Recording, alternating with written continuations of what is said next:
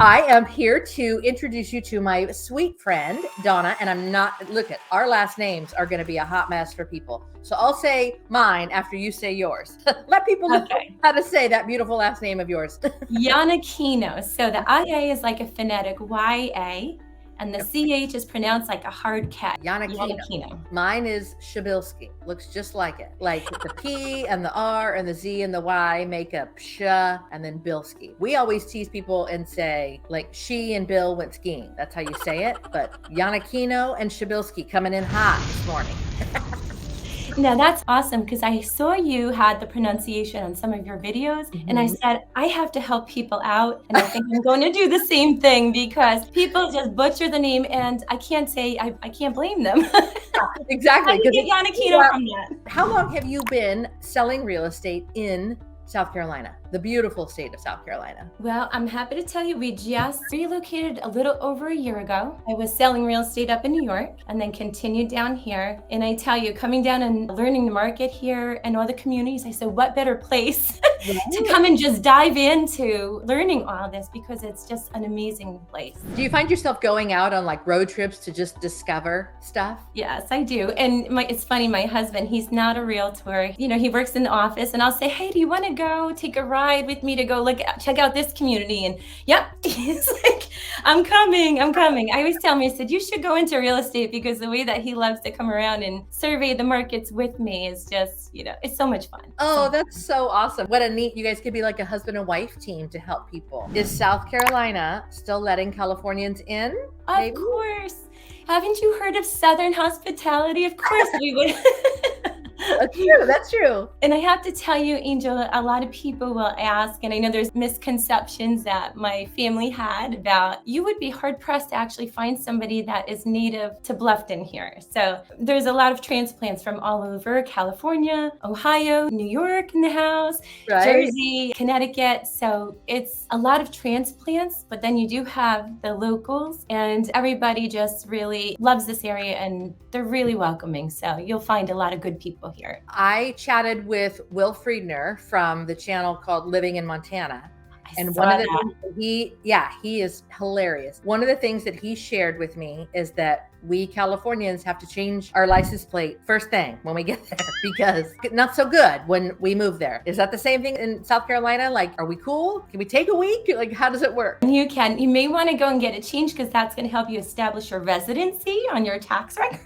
Okay. So the sooner you do that, the better. I live in Bluffton, which is right outside of Hilton Head. Hilton Head Island draws millions of visitors every year, so it's not uncommon to see plates from all over the place here. Okay. You'll blend right in with all the other visitors. All right, we're all about until you become a resident. Yeah, we're cool with saving money. We don't want to, we don't want to have a big old target on our back because we're Californians. Back to that question. Let me ask you. So, what areas do you generally serve? The Bluffton area, Hilton Head, right? Yes. This area, you'll often hear it combined as the Hilton Head / Bluffton area.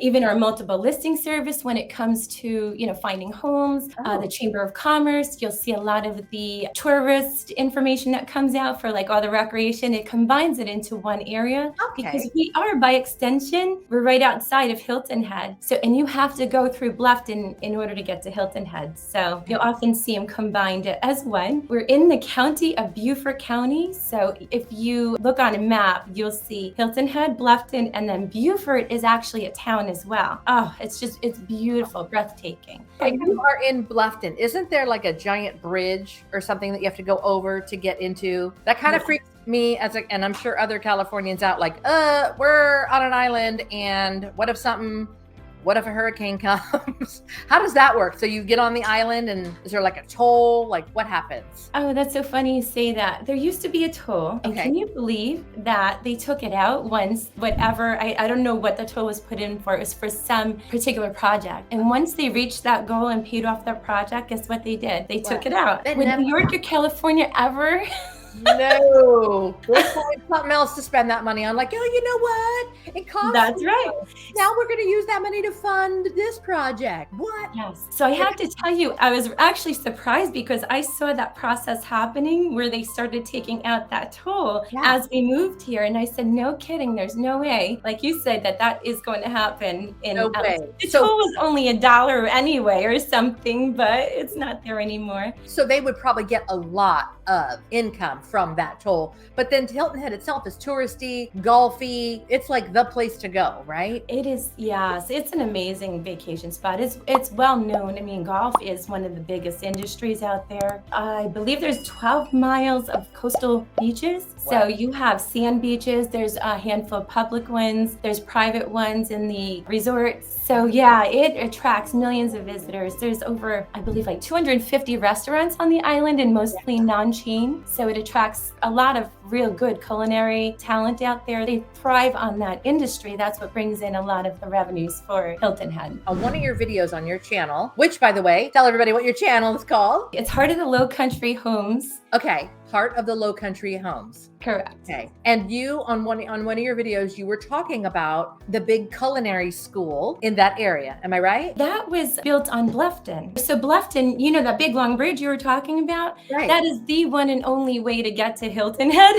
So, and when you come off of Hilton Head, you're in Bluffton, right? So they built a culinary school in Bluffton because it's such a big industry down here, the hospitality, all the restaurants and everything. Yeah, so that just went up. I believe it finished this year. Oh, that's fantastic. So when you were talking about how, it's a big tourist area in Hilton Head, so people that would work in the tourist industry or the service industry in Hilton Head would probably live in the Bluffton area or some surrounding area. That would make sense, right? I would say a lot of them do live off of the island because of affordability. When it comes to housing and such, you'll find more affordable homes off of the island, Bluffton, and then some of the surrounding. Okay, well, that makes a lot of sense. If I'm going to sell here in Bakersfield, California, we are smack in the middle. Let me see right there. We are right in the middle of the state, and we're kind of landlocked. So if somebody's making a move to South Carolina and the Bluffton area and they're selling a home, or maybe they're a first-time home buyer, what would they get like a $450,000 price point in your area? So that is a great question. So when we're talking about this market, we have, remember I said it's Bluffton/Hilton Head. Right. You look at it as one area, but they're really kind of two different markets. Okay. So I'm presuming one's more luxury. Is the Hilton Head's more luxury, right? Yes, more luxury. There are a few, you'll find luxury, a lot of upscale resorts. Some of them are combined. Some of them are resort with residential living as well. Oh, nice. Yeah, there's a lot of renters, rentals, I should say, rental opportunities as well. Okay. But of course, living on the coast, the properties are in high demand. Of course, the closest that you are to the ocean, the higher the price points are. You'll see, homes in the millions. But that's Hilton Head, right? That's Hilton Head. Yes. Yeah. Okay. So when you get out to Bluffton, you'll see a big difference. The median, right, which is right in the middle, $911,000. Okay. Right smack in the middle, because you do have vastly different price points. But when you go to Bluffton, the Bluffton market, the median home price is $469,000. Okay, now we're getting into our first-time home buyer type buyer, or maybe a small move-up buyer from maybe a condo. They have condos there or townhomes there, right? That somebody could potentially move up from, right? They do. I would say that if you're looking like the 350 mark, you might do well with a condo. You could find a single family home, but it's not going to be without needing upgrades or, a smaller home. I would say the price point about $450-ish is where you're going to get your 3-4 bedroom and up. One of the things I learned from your channel was that most of the communities are planned urban development, and we just need to assume it's going to have an HOA, right? That was one of the things that you mentioned on your video, was that a lot of them have HOAs, some big, some small, just depending on what the amenities are. Is that how that works? Yeah, you're absolutely right. The amenities vary. It's kind of neat. They're like little subcultures in a sense. The communities. There's about 91 of them. Oh, wow. There's some that, and this is a little interesting, but there's some that's called Greater Bluffton. They're not incorporated into the town of Bluffton, but they're in the same county. Okay. And then there's some in Bluffton, but there's 91 in total. And they can range from anywhere from 100 and something or less a month for HOAs, all the way up to $1,600 a month. But obviously, the higher you go, they're gated, guarded. You know, you might have equestrian centers. $1,600 a month for just the HOA? Just the HOA, but those are the upscale communities. And obviously the housing prices will be higher in those as well. Some have lakes in their communities where you can hop on a boat and charter around your communities. So it's really an interesting mix of communities, but there's really something for everybody and for varying budgets as well. So that's the good news. Let me ask you this question I had. What is the industry that is bringing people there? Like, with the exception of the people that were born and raised there and their life is horses or their life is golf. Maybe they own the golf course, they work the golf course, whatever. I've noticed there's, well, obviously work from home. Those are a lot of the people that are coming from the northern states or, you know, California. They're able to work from anywhere. So why not in this beautiful area where there's maybe a little more affordability and are closer to the water? This is just amazing because people travel all over the world to come here as well, or, you know, all over the state to come here, which is Savannah, Georgia. There's a lot more corporations, industry in Savannah, so we're only 30 minutes from there. Oh, so that's a commutable distance. Another commuter city to potentially look for work or whatever the industry is in Savannah and either work from home or it's 30 minutes. Yes. And it's an easy ride too. Just 30 minutes, you're right in Savannah. So great for many reasons. So you'll have a lot of like the food service, resorts, things of that nature. But more if you're looking for more corporations, you would be more likely to find that in Savannah. Now, what about smaller industries? So Bakersfield, I've mentioned several times, we are really big on supporting local and supporting small business here. Yes, we have the boxes, you know, Costco, Home Depot, Hobby Lobby. We have all of that as well. Yes. You know what's really unique about this area? It's actually very eclectic in the fact that we have the big box stores too, and that's in the Greater Bluffton portion. But then you have the historic district of Old Town Bluffton, and that's where you find, and that's where I think maybe your audience coming from California may really appreciate some of this, because there's a lot of art and culture, music, really neat boutiques that are there, very quaint. So you can walk the streets, grab a cup of coffee or fresh squeezed gourmet lemonade, believe it or not, and hit some of the restaurants. And it's right on the May River. So it's just such a neat feel and vibe from it. So I think they may really appreciate, you know, going to an area like that. And that's where a lot of those businesses are showcased and celebrated. Oh, yes. That's exactly, that's a great definition. We actually just had the Seafood Arts Festival, and it spans over a few days, I believe. I hit one of the days, and they had a band, an orchestra. They had all of the arts, all the local artists were out in their tents, and it's just amazing. And then there's the May Fest, where they shut down the whole street, and all you just have, again, all of the jewelry makers, the arts, the bakers, everything is out there. So you really get to know the local businesses through those means, and they're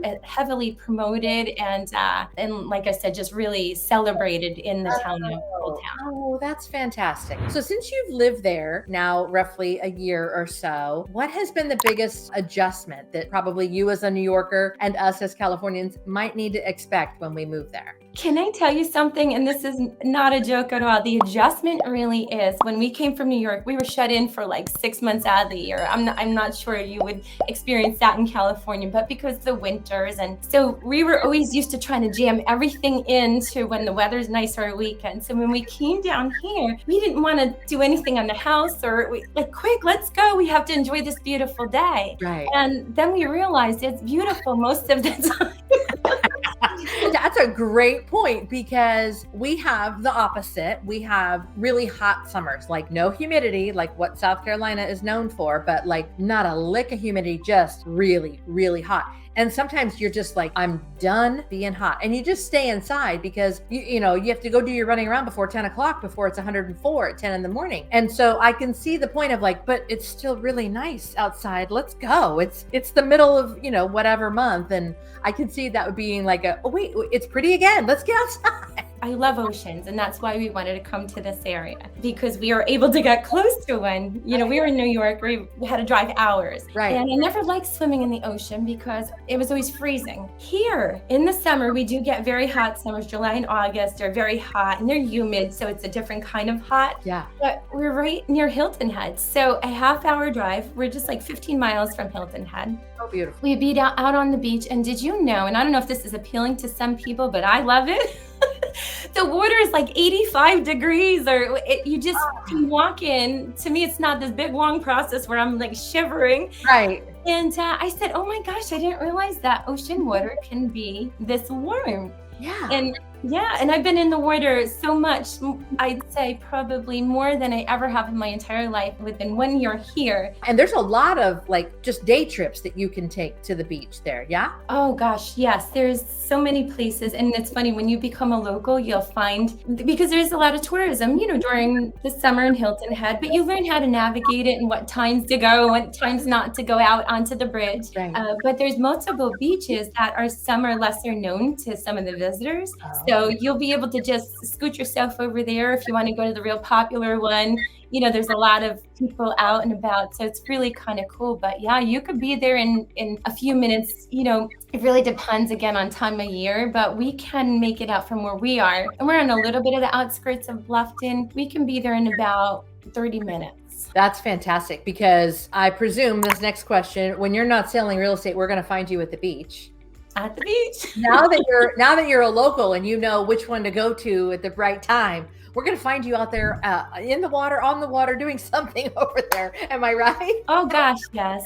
And we joined a boat club. So the waterways here are amazing. If you have people that really love boating and fishing, or just boating is amazing, because maybe I could throw you a picture of like the waterways that people can go and explore. What's cool is you don't just get out and you're sitting on the ocean where you just don't see anything for miles, right? Okay. There's marshes, there's inlets, there's so many pathways. It's just, and the wildlife is incredible. The species of birds are really cool. So that's dolphins. We go out and we watch dolphins. People are paying hundreds of dollars to go on these dolphin tours, and we hop on and we just go sit, anchor ourselves and watch them ourselves. It's really cool. So did you have a boat before you moved there? And you brought your boat from New York? Oh, you're just part of the boat club. You bought a boat and joined the boat club. We actually joined a boat club because, again, we don't know a lot about boats. We learned through the boat club, and it really just took a lot of pressure off of us. We reserve a boat. We go out there at that time. We hop on the boat. We leave. We come back. We give them the boat. What? They clean it. They flush it. They maintain it. They store it. It's been amazing. It's opened up a whole new world for us. Being non-boaters, it just opened up a whole new world for us. What is it, like an Airbnb for boats? Like you just go and borrow it for a little bit, and then put it, and people just do that. They just let you rent their boat. You pay a monthly fee. And I have to say, it is, if you were to take the expenses of a boat ownership, and I'm sure boat owners could probably test between gas and, trailering it, storing it, cleaning it, maintenance, whatever, the price was pretty economical, especially since we don't have a place to store, right? We're in a community HOA. It just alleviated some headache. We can just hop out and borrow it and then bring it back. And you can actually rent different types of boats for different reasons: fishing, cruising, tubing, whatever you want to do. That is fantastic. What a great business idea. Gosh, I never knew there was such a thing. Well, how would I? We don't have that here, but I'm just thinking about all the secondary, third businesses attributed to that. You've got to have the industry to do what you said, to clean it up, get it ready, give a little tutorial so that you're not going to go out there and jack up the boat. Other thing that you may appreciate as well is that Charleston is only an hour and a half from here. You were talking about where Bluffton is, and it being in a great location. The day trips you mentioned, Charleston, Savannah, obviously Beaufort. But if you hop on a boat, or if you belong to this particular boat club, they do have different ones throughout even Florida and Charleston as well. So you really could even go there and rent and explore the waterways as well. And you can get there just within a couple of hours. It really opened up a new world. And quality of life, Angel, is what I know California is a little different, because you didn't really have this winters like we did. So obviously that improved our quality of life from that. But then it opened up a whole other area for us to learn about with the wildlife, the ecology, the culture. It's very rich in history down here as well. So there's really neat things that we would never been exposed to. That's fantastic. When we are not finding you on your beautiful YouTube channel, Heart of the Low Country, where else are we going to find you? You can find me on Facebook and Instagram. I'm trying to get up and running because there's such a great visual story to tell down here. Yes. So I'm really going to start focusing on that as well. But Heart of the Low Country Homes on Instagram, Facebook, and YouTube. So if somebody is going to think about selling here and moving there, this is the email that they need to reach out to you at, yeah? Yes, perfect. heartofthelowcountryhomes@gmail.com. Perfect. Okay. And then this is your phone number, right? So they can either email you or call you. Absolutely. Anytime. I am so thankful that I got to introduce you to my channel. Thank you so much, Donna Iannacchino. Close. Iannacchino. Iannacchino. Iannacchino. Donna Iannacchino. I love it. Thank you so much, Donna. Thank you, Angel.